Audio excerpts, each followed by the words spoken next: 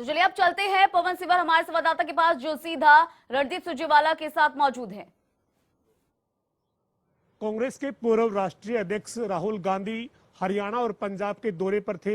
हरियाणा में राहुल गांधी ने कुरुक्षेत्र जिले के पेहुआ और कुरुक्षेत्र की अनाज मंडी में जनसभा को संबोधित किया है।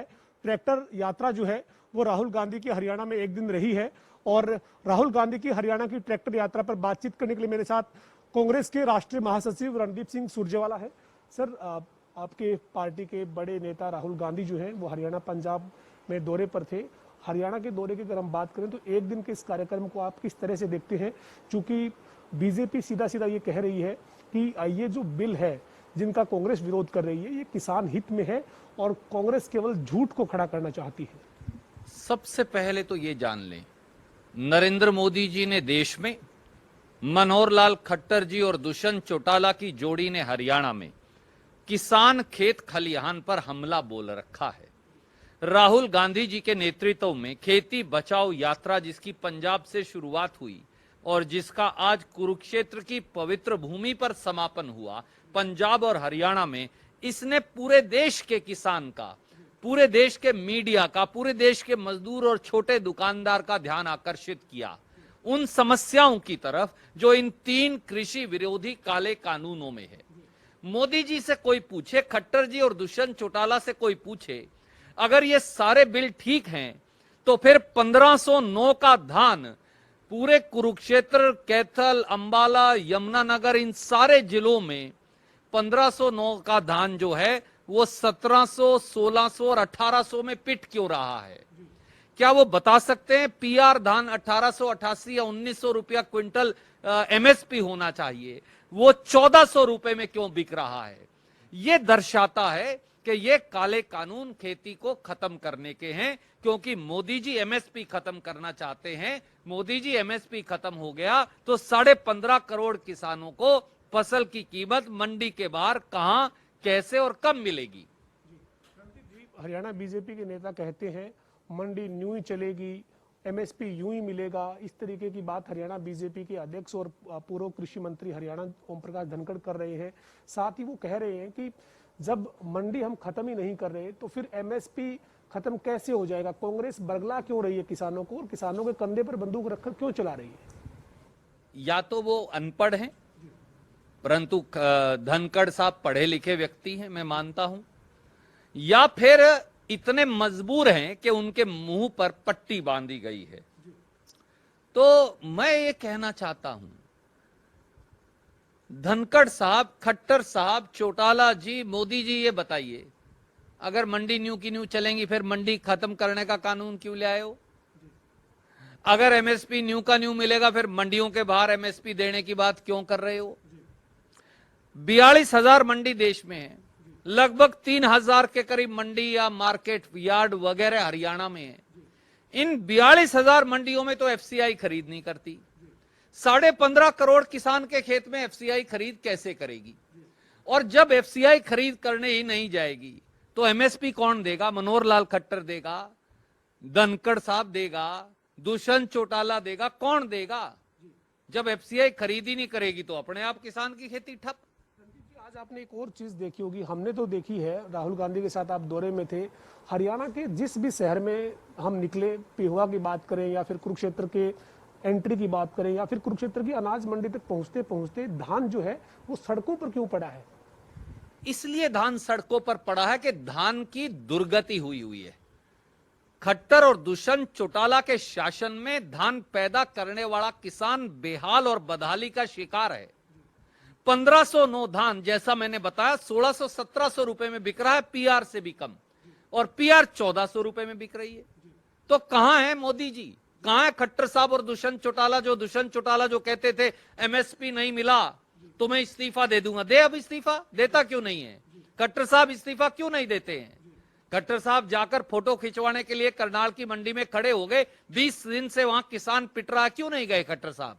और जब किसान ने कहा जी ये मैसेज वाला चक्कर खत्म करो, मंडी में किसान भी मैसेज से आएगा क्या, तो बोले ये कुछ नहीं होगा, उसको धुतकार कर भगा दिया। एक बीजेपी के कार्यकर्ता ने हिसार में उनसे सवाल पूछ लिया, उसको धुतकार दिया। सवाल बड़ा सीधा है, जब मंडी खत्म हो जाएंगी, जो कानून में लिखा है, तो एमएसपी कहां, कैसे और कब मिलेगा? जब एफसीआई मंडी में जाएगी नहीं, जब किसान के खेत में जाएगी नहीं, तो आप दिल्ली में मोर को दाना चुगाते हुए मोदी जी एमएसपी अनाउंस कर दें, हमें तो मिलेगा नहीं। और जो राशन की दुकान पर मिलने वाला सस्ता अनाज है, जब सरकार खरीदेगी नहीं तो वो कैसे मिलेगा? जो हमारे एससी बीसी के भाई हैं, अनुसूचित जाति और पिछड़े वर्गों के, खेत में तो वो काम करते हैं, मंडी में मजदूर तो वो हैं, गरीब झराई का काम तो वो करते हैं, तोलने का काम तो वो करते हैं, उनकी पेट पे भी लात मार दी, वो कहां जाएंगे? जो पटे पर काम लेकर करने वाला किसान है, जो भूमिहीन है पर पटे पे खेती करता है, वो कहां जाएगा? इनका किसी चीज का कोई जवाब ना मोदी जी देते, ना दुष्यंत चौटाला और खट्टर। आज राहुल गांधी का जो हरियाणा का दौरा था, जिसमें किसान और खेत बचाने की बात की गई, ट्रैक्टर रैली जो की गई, उसको आप कितना सफल मानते हैं? और क्या राहुल गांधी जो अपना संदेश किसान और मजदूर को लेकर देने आए थे, उसमें सफल हुए? सुबह 8 बजे से आपने पेहवा में देखा, हजारों की संख्या में किसान अपने ट्रैक्टर लिए खड़े थे, राहुल गांधी जी की इंतजार में पलक पावड़े बिछाए। क्यों? उन्हें लगता है कि राहुल गांधी एक ऐसे आदमी हैं जो उनके मन की पीड़ा को समझकर उजागर कर रहे हैं। और राहुल गांधी जी अकेले ऐसे राजनीतिक आदमी हैं हिंदुस्तान में जिन्होंने वादा किया है, जिस दिन दिल्ली में कांग्रेस की सरकार बनेगी, हम ये तीनों काले कानून खत्म कर देंगे, एमएसपी की व्यवस्था को सुधारेंगे, मंडी में अगर कोई कमी है तो उसे भी दूर करेंगे, लोगों के पेट पे लात नहीं मारेंगे, लोगों की आजीविका बढ़ाएंगे, मंडियों की संख्या बढ़ाएंगे। बॉर्डर पर, पंजाब बॉर्डर पर, जब हरियाणा पंजाब बॉर्डर पर जब एंट्री राहुल गांधी कर रहे थे, उस वक्त काफी देर तक पुलिस प्रशासन जो है वो बातचीत करता रहा। क्या कोई उनकी एंट्री को लेकर भी हरियाणा सरकार की तरफ से ऐसे आदेश थे कि उनकी इस हरियाणा में एंट्री को काफी देर तक रखा गया? देखिए, खट्टर साहब और अनिल विज जी जानबूझकर राहुल जी की हरियाणा की यात्रा को रोकना या डिले करना चाहते थे। आपने देखा किस प्रकार के उलझुल बयानात गृह मंत्री, दूसरे मंत्रीगण देते रहे हैं। आपको क्या तकलीफ है? यहां कोई तानाशाही है? यहां कोई डेमोक्रेसी खत्म हो गई है? विपक्ष का नेता यहां आ नहीं सकता? राहुल गांधी इस देश के नागरिक नहीं है? राहुल गांधी किसान की आवाज नहीं उठा सकते? कांग्रेस किसान के साथ खड़ी नहीं हो सकती? आड़ती, दुकानदार, मजदूर के साथ खड़ी नहीं हो सकती? बीजेपी अपना कार्यक्रम करे, कांग्रेस भी करे। आज तक तो यही प्रजातंत्र था। ये नई डिक्टेटरशिप चलाई है मोदी जी, खट्टर साहब और दुष्यंत चौटाला ने। हम प्रोग्राम नहीं करने देंगे, हम आपको गांव में नहीं बढ़ने देंगे, हम प्रांत में नहीं घुसने देंगे। इसी प्रकार की वाहियात बात, पुलिस से धक्का मुक्की की बातें उन्होंने बॉर्डर पर करवाई, जिससे उनकी यात्रा 2, 2.5, 3 घंटे लेट हो गई।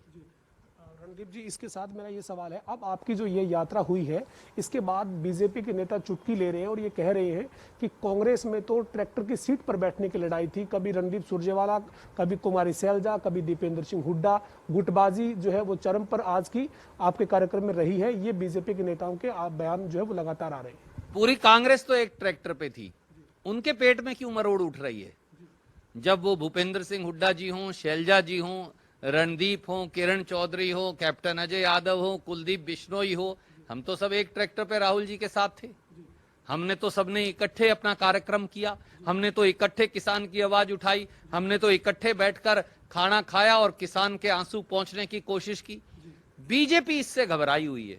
कभी खट्टर साहब अपनी गाड़ी में अनिल विज को तो बिठा के दिखा दें, बाकियों का तो फिर देख लेंगे, और धनखड़ साहब को। सरकार में जिस तरह की अलग अलग बयानबाजी रहती है, जो है वो दुष्यंत चौटाला कहते हैं लाठीचार्ज की जांच करवाएंगे, मुख्यमंत्री कहते हैं जांच मैंने मीडिया के सामने कर दी क्योंकि कोई आदेश ही नहीं था। सच्ची बात ये गठबंधन की सरकार नहीं, ठगबंधन की सरकार है, मलाई खाने की सरकार है, माल लूटने की सरकार है। दुष्यंत चौटाला ने तो ये भी कहा था कि मैं इस्तीफा दे दूंगा एमएसपी नहीं मिला तो। अब तो हर रोज एमएसपी नहीं मिलता, तो दुष्यंत चौटाला इस्तीफा क्यों नहीं देते?